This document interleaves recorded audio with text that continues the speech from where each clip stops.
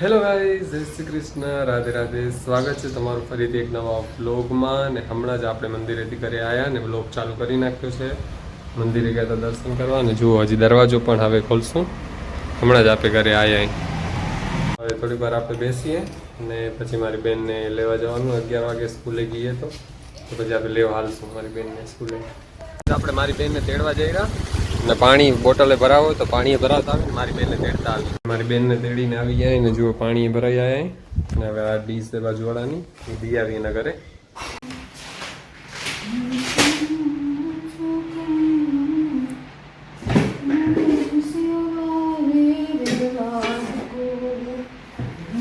તો ગાઈસ આજે છે હિરજી દાદાની તેરસ. તો અહીંયા કને જુઓ મમ્મી ખીર બનાવેરા ને આજે તેરસ છે એટલા માટે હલો આપણે નારિયેળ છોલી નાખી.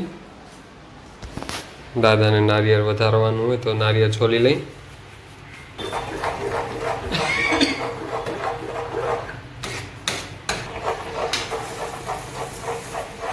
આજે આપણે દાદાની તેરસ કરી છે તો ખીર બનાવી છે. તો જેને ખાવી હોય ખીર ખાવા આવી જજો. ભલે હલો આપણે નારિયેળ છોલો.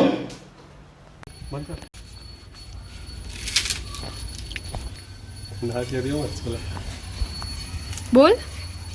તો હવે આપણે નારિયેળ છોલી ના. હા આપણે ગાઈસ નારિયેળ ઊંધું છોડતા હતા એટલે છોલાતું નતું.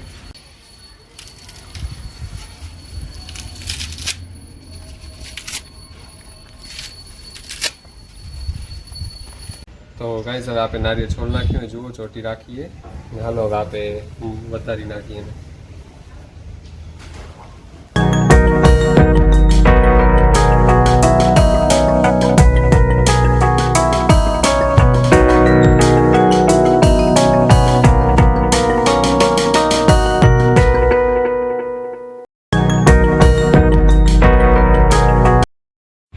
તો જુઓ ગાઈસ અહીંયા કને મારી બેન ફોન જોઈ રહી. બારે મસ્ત હવા આવે રહી. હવામાં બહીને જો ફોન જોઈ રહી. બારે હવા આવે રહી એટલે હવા આવે રહી મસ્ત. શું જોવો રહી ફોનમાં? યુટ્યુબ. બારે હવા મસ્ત આવી રહી ને. તો આપણે હવે અહીંયા કને બારે બહી ગયા હવા ખાવા. બારે મસ્ત હવા આવી રહી એટલે ને આ બ્લોગને અહીંયા જ પૂરો કરીએ. મળીએ કાંઈક નવા બ્લોગ સાથે. ત્યાં સુધી જય Shri Krishna, Radhe Radhe, bye. Thanks for watching.